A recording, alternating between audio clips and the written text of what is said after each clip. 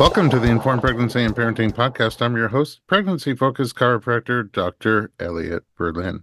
You're listening to the second episode of a two-part before and after birth series. My guest today is a culinary enthusiast who recently transitioned from the bustling restaurant world to focus on her passion for nutrition, founding a business centered on the belief that good food should also be good for you. When we spoke last, she was expecting her second baby and shared with us her plans for a trial of labor after cesarean, a TOLAC. Today, she returns to share how her second birth went and her reflections on the entire experience. Mia Rigden, welcome back to the podcast. Thanks for having me. Congratulations. Thank you. On another baby. It's great to see you again. As chiropractors, we love to say we're glad to see you're back. Thank you very much. I'll be here all night. For listeners who might need a little refresher, Mia's first pregnancy was smooth, but labor took an unexpected turn. She planned for an unmedicated hospital birth. Her water broke, contractions didn't start right away. Once they did, they became really intense. She used nitrous oxide and got to 2 centimeters. Ultimately, an epidural landed her at 8 centimeters, but labor kind of stalled, and after a long time went by, there were some decels. She had a cesarean birth, and it wasn't the birth she wanted, but thankfully she had a smooth recovery. Did I get that right? Yeah, pretty much. Okay, because I listened to the podcast. That's why. All right. And then at the end of it, you were super pregnant with your second baby, and you were planning for what I said in the introduction was a TOLAC, trial of labor after cesarean, with the eventual hope of a VBAC, VBAC, vaginal birth after cesarean. And you mentioned that you had surrounded yourself with a lot of support, including a doula, and that your healthcare team was on board. What were you doing at the end of pregnancy to prepare mentally and physically for the impending birth? A lot. I was listening to your podcast a lot. I was visiting you, Dr. B, quite often. And I was just listening to a ton of podcasts, just trying to center myself mentally, physically. I had a very active pregnancy, which was, I think, really necessary for me personally, for my physical and my mental health. So I felt strong. I'm a nutritionist, and so I'm very focused on what I eat. I was eating a lot of protein every day. I was sleeping really well. I had a lot of energy. I actually was feeling pretty good up until close to the end. I was also wearing a continuous glucose monitor for most of my third trimester because my gestational diabetes test came back a little high. I hate getting my blood drawn. I'm such a baby. I didn't want to do the, 3-hour test.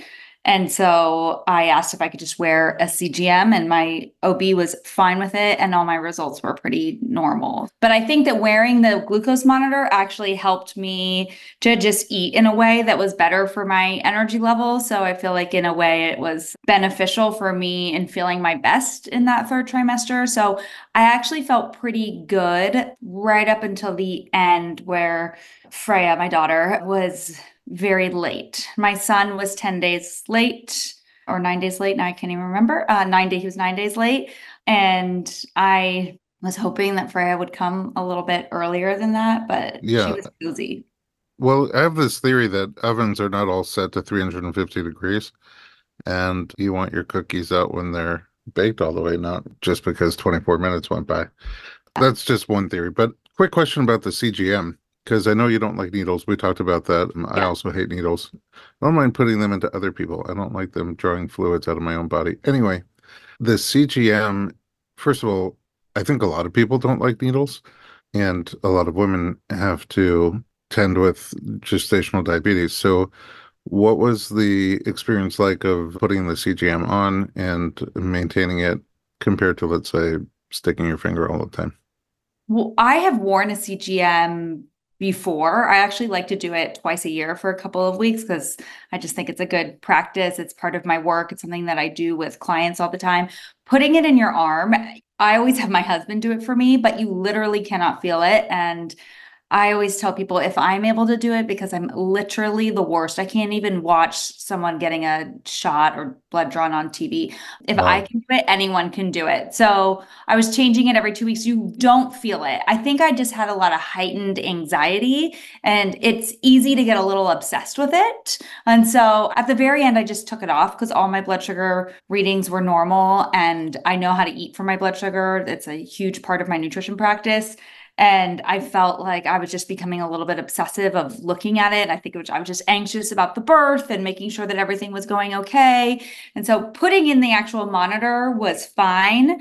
But after wearing it for 3 months, I felt like that was a little too much for me, Okay. or 2 months, however long it But was. it sounds more like mentally than physically. More mentally than physically. I mean, appearance wise, you've got this black sticker on your arm, which I found kind of annoying.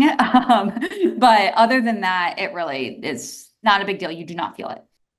I mean, I'm curious, actually. I would want to try it and just see how my body reacts to different things that I'm eating. I know in theory. It's amazing. I really highly recommend it, pregnant or not, to anyone. I think it's a very, very useful tool to put some data against, your food and lifestyle practices and how they might be affecting you. Also, when you prick your finger, you're just getting that moment in time. And a couple minutes earlier or later, your blood sugar could be different. It just gives you a more accurate representation. Cool. Yeah. Side topic. Okay. You were generally feeling good. I remember you being super active and me feeling bad about myself because I wasn't very pregnant and not active at all. And then you were eating well. And you said at the end, after you went past your 40-week mark, at some point you started to not feel so good. I actually was feeling good. Physically, I felt fine. I just started to get a little bit nervous. My OB was very sick. She had a bad cold. I think her daughter got married. I don't know what happened, but she was sick and she was out. And so I felt like she wasn't really on me about her moving things forward. She was always very supportive of my journey, and like with my pregnancy with my son, Ozzy, she was fine with me going late. As an aside to that, I was 3 weeks late in the 80s when I was born, and my husband was 10 days late. No So, way.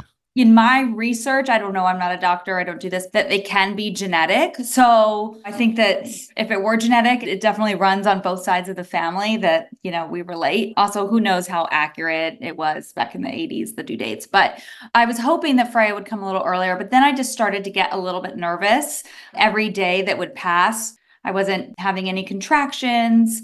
I didn't want to be induced because I knew that that increased the likelihood of a C-section. I also was aware that my son was large and that my daughter was measuring large, which I also think is genetic. And so I think my husband was a 10-pound baby. I was not, but I was nervous about that. And really, the second week that I was late is when I started kind of panicking. I tried taking castor oil twice, but I was really nervous taking it, so I didn't take very much. In retrospect, I did feel contractions both times that I took it, but I don't think I took enough for it to start labor because I was very nervous about it. I went for a hike. I was Consumed. doing everything that I possibly could. Had you ever consumed castor oil before that? No. What did it taste like? And what did you have it with?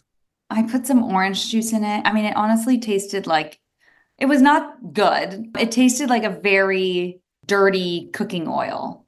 Oh, yummy. Ugh. I just down the hatch. I just took it real fast. It was You fine. did shots. Did it give you the digestion No, horror effects that people hate? no. Okay. That's what I was worried about, but I don't think I took enough for it to really. But I did feel contractions both times, and I was going to acupuncture a lot. I was really trying to get her out. And then During this time, were you checking cervix or? well, I did. I'm trying to remember. One night, because my doctor had been sick and then she was doing the rounds at St. John's, she said, just come in. And so I think I was at like 2 centimeters and the baby was fine. This was when I was about 10 days late. They put the heart rate monitor on me and she was fine. And so they said, okay, that was on a Saturday, should come back into the office on Monday. On Monday, she wanted to do an ultrasound, which I didn't want to do. And I told her at the hospital on Saturday night that I did not want an ultrasound, that I didn't care about the size of the baby, but she was fixated on this. But on Monday, she just insisted on doing an ultrasound before she checked me. And she was very concerned about the size of the baby and said that I needed a C-section. And then she checked me and realized that the baby had dropped quite a lot, and she was able to sweep my membranes, which she hadn't been able to do before because the baby was too high. So I don't know, maybe the castor oil helped with that. Who knows? Did you And have sweeps with the first birth? no, the baby was always too high. Okay, so that was already some progress. What did the experience of the sweep? Was it? It was fine. I didn't feel anything. And she did the ultrasound. Well, she did the ultrasound first, and she's like, you need a C-section. I mean, she put her hand over her mouth and looked at my husband, like in shock, which Hmm. was not helpful. What could possibly go Before wrong? she did the membrane sweep or checked me or anything. And then she did the sweep and she recommended a C-section. And then she did the sweep and she said, okay, the baby actually has dropped quite a bit. Let's revisit this tomorrow. And she said, I want you to come back in for an induction tomorrow if you haven't gone into labor naturally. Okay, And so that seems like a good stopping point to take so a little break. We'll be right back.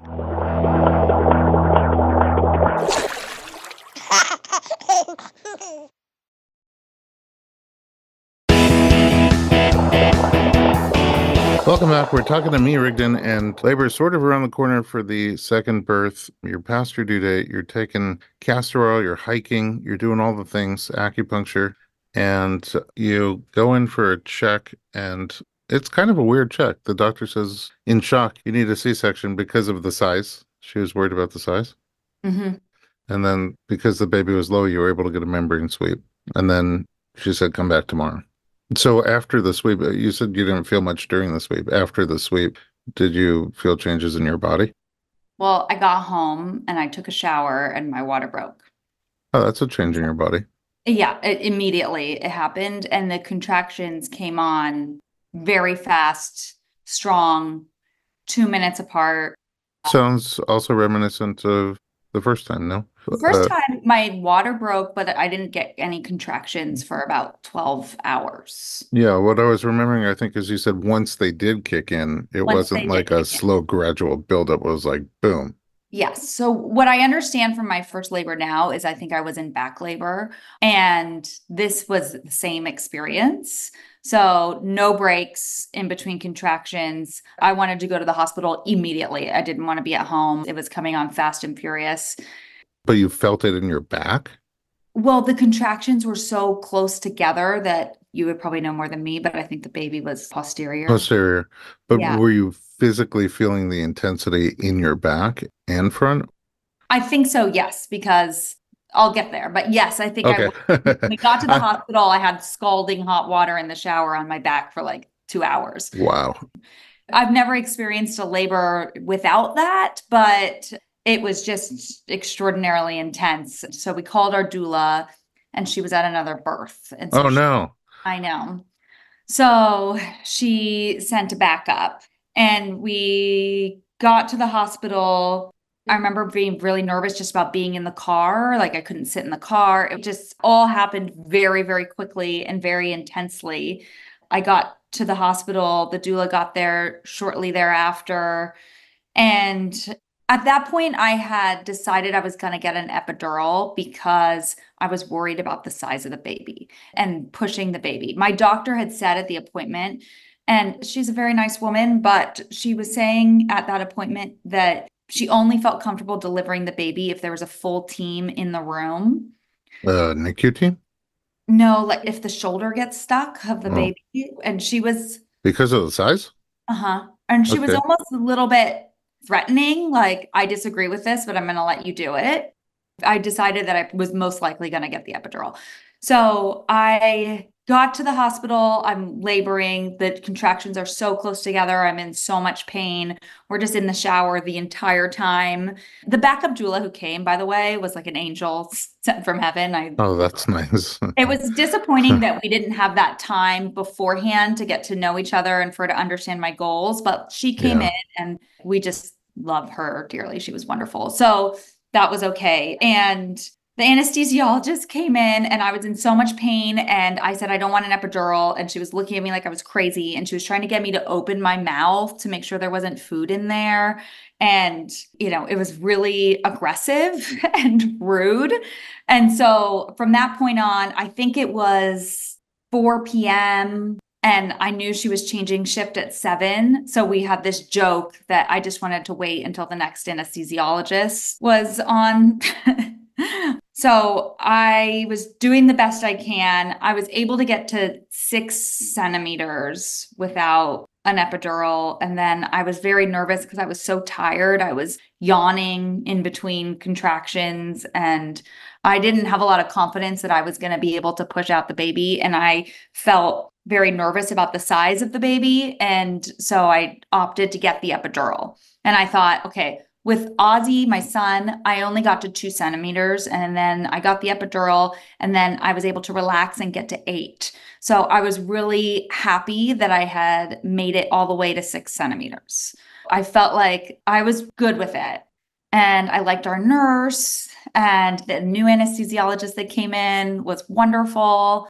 And so I was happy with it. And I got the epidural and it was fine. Is And that the same kind of needle phobia as with like a blood draw? well, what I always would say to my doula, my doctor, to my husband is that if I am asking for a needle, then it's really bad. True. Then I really need it. So I can't see it. And so I was just in so much pain. I just could not wait for the relief. So I got the epidural. And, when they do the epidural, they have to place a catheter. And the nurse was having some trouble placing the catheter. She had to do it twice. But I loved the nurse and we were joking. I finally was relaxed. And then, as I remember, I'm lying there and I guess my temperature had gone up a bit, which had happened with my son as well. And it was the middle of the night at this point, or getting late, and my OB recommended antibiotics. I said I didn't want to take it. We tried Tylenol. My fever did go down for a little while and then it came back up. And, I feel like you're in this position where you're strapped to this bed and you can't really move, and people are telling you these things that it's very difficult for there to be informed consent. And I don't know enough. I'm not a doctor. I'm not trying to be arrogant. I haven't delivered babies, but I don't know enough about like how you develop an infection or if a fever is just your body's natural response to all of the things that are going on. But I finally agreed to the antibiotic because I was worried about being combative. I was just trying to be able to have the birth that I wanted. So I said okay to the antibiotic. I took the antibiotic. At one point, Freya's my daughter, her heart rate dipped. I guess that she didn't like what side I was lying on or something like that. So all these people came in the room and it was a little intense, but then her heart rate cooled down and she seemed to be doing fine. And they checked me. And a couple hours later, still 6 centimeters. Oh, Yeah. that's not what I thought you were going to say. No, still 6 centimeters. And I'm perplexed. And so the nurses were actually awesome. So part of what I think was the problem with my first birth was that I got the epidural and then I was just lying there. I never moved into different positions and I'd gotten all the way to 8 centimeters. And I'll never know. Maybe I could have been doing some moving stuff with the peanut ball, moving my legs. Maybe he would have wiggled down and I would have been able to give birth to him vaginally. But I don't know. I was just lying there. There was no peanut ball, nothing. I had a doula. I have no idea why I was lying there for 12 hours, but I was, and I never progressed past 8 centimeters. So this time the nurses were all in there. I was able to move even with the epidural. So I was doing all these crazy things. They were really wonderful. They were so helpful and so kind, and I was able to rest, but I just was not progressing past 6 centimeters. And I felt like every time they would check me, which wasn't that often, like they would kind of say something different as far as the station of the baby. So I guess there's a little bit of subjectivity to that, depending on who's checking or how they're checking. And Or a little wiggle room. yeah, so I was starting to get a little bit nervous and I was feeling some pressure. So we thought maybe it was almost push time. And that's when we realized that, I hadn't progressed. And they said, just like tap on the epidural button a little more, like maybe it's wearing off. And so I thought, okay. And they said, let's wait another hour or two. I can't remember all the specifics. So now it's like getting to be, 5 o'clock in the morning. They're checking me, like no progression. I'm feeling a lot of pressure. Don't know what it is. So my doctor comes in and I'm starting to get nervous about the shift change and not having my nurses, even though I love my doula. My doctor comes in, she says that I need a C-section, and I don't quite understand why. And so I ask, she said, my body creates babies that are bigger than anatomically I'm able to deliver. That's what I was told.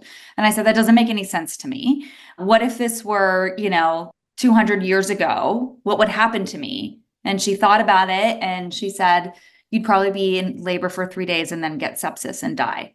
So, we just wanted like a little bit of time to think about it, but they were already preparing the operating room.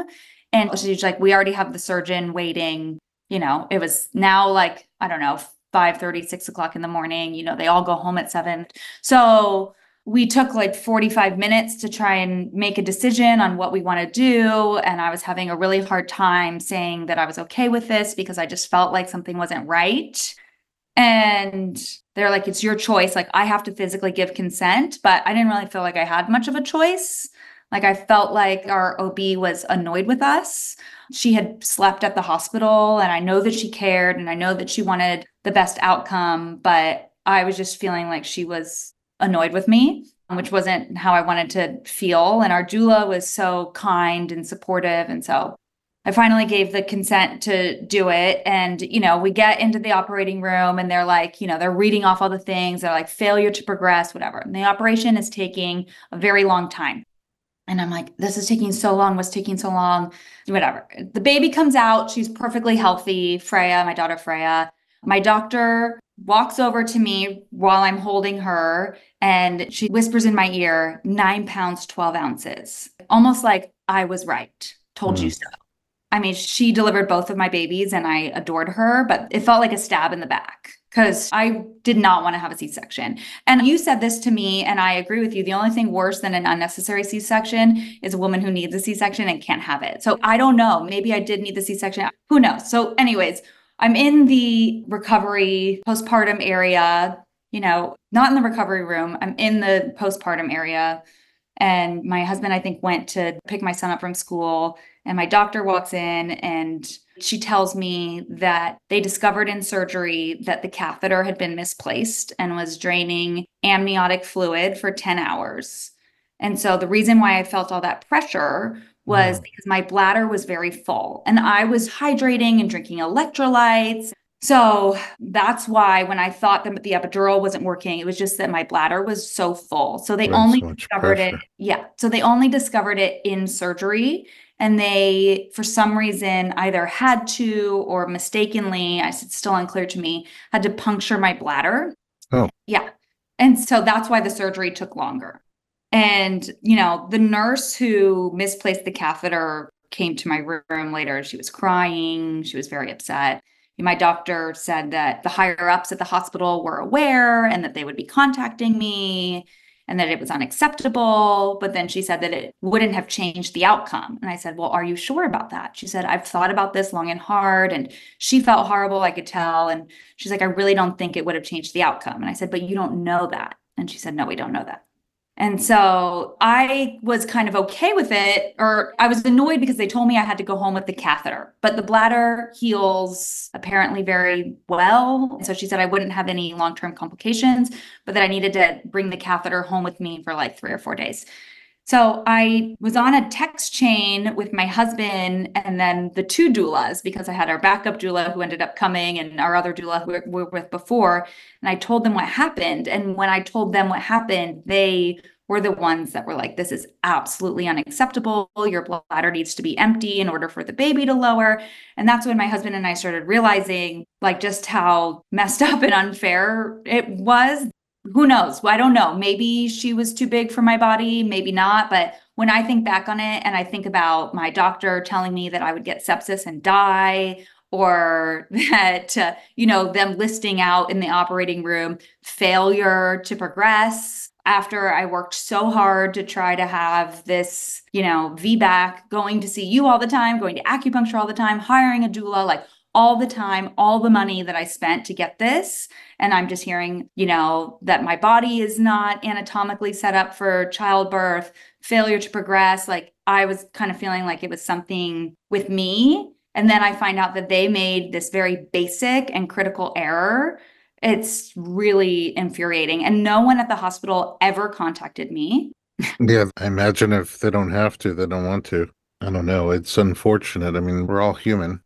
I don't blame the nurse. I actually really liked her. It was an unfortunate set of circumstances, and I don't blame her at all. I just Oh, think, no, I mean, it sucks all around. It yeah. just nature is that we're human and sometimes we don't get it right.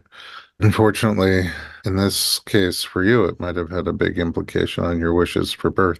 I'm still processing what you just said, so I imagine that you probably are too. Let's take one final break and when we come back, we'll talk it through together.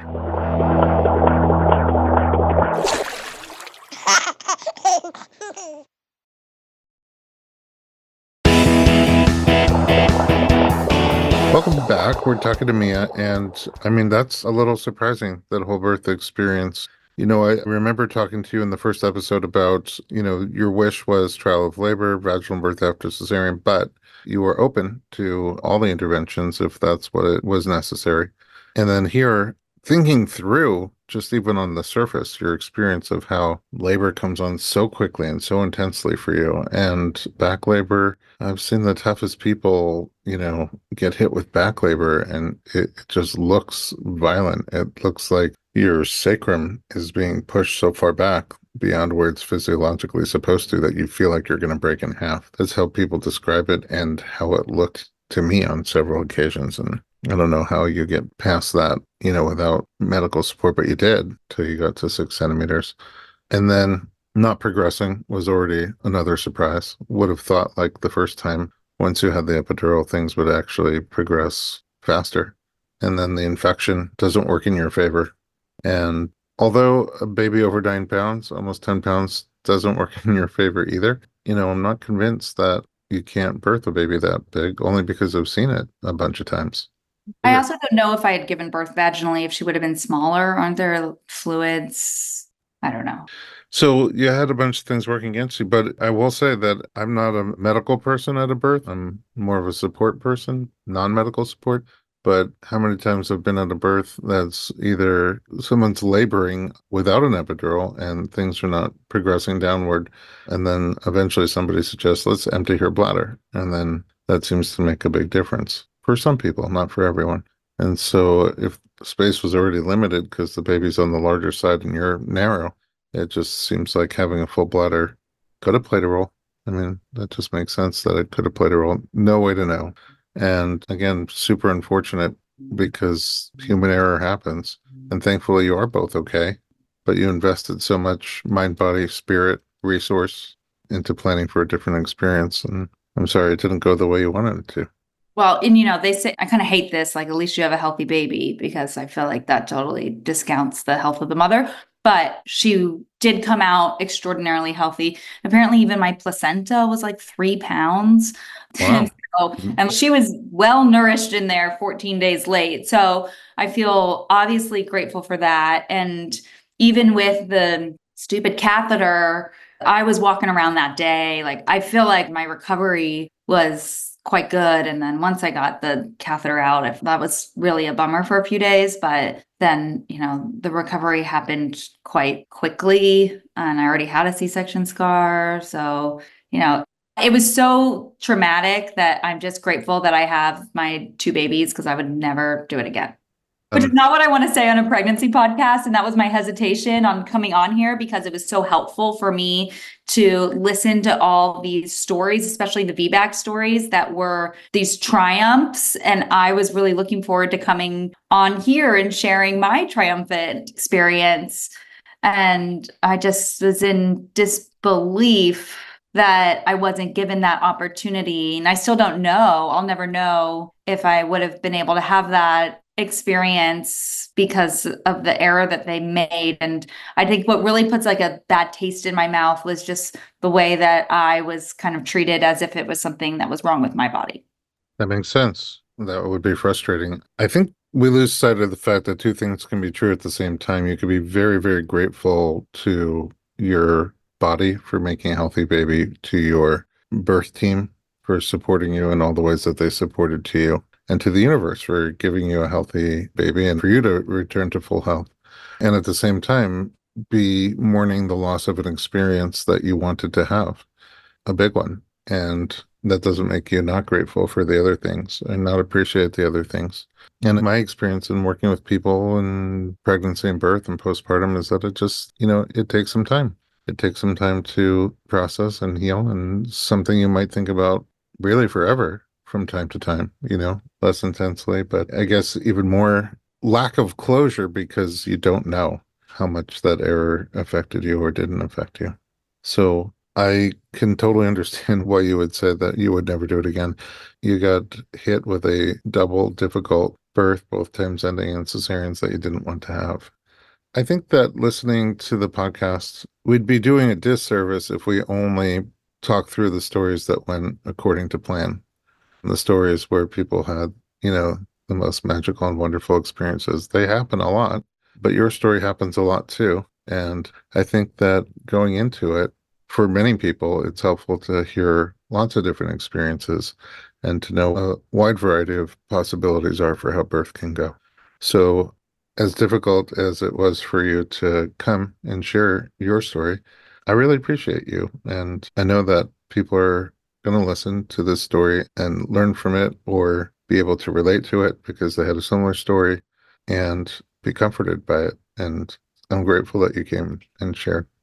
Thanks for having me. Before we wrap up, give me a couple of quick postnatal nutrition tips.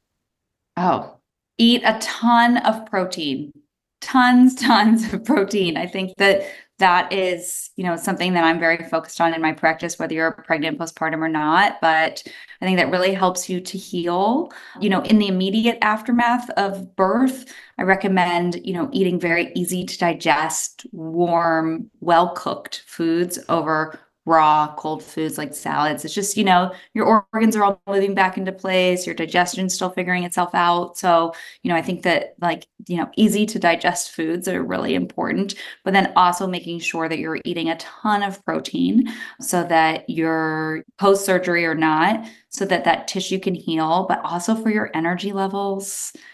Being a mom, whether you've got one kid, two kids, more, it's very taxing on your body. And so what I find now that I have two children and I'm almost 9 months postpartum at this point, but what I find is that as a business owner and a mom is that I need to be operating at a very high level all the time. I don't have a lot of margin of error as far as, I had a long day at work. I'm just going to sit on the couch and chill, or maybe I'll take a nap on Saturday afternoon. I really have to show up as my best, as much as possible. And I find that, trying to eat, at least 100 grams of protein a day really helps me to have a lot of energy, to reduce cravings, more stable mood and blood sugar. I find that that's so important.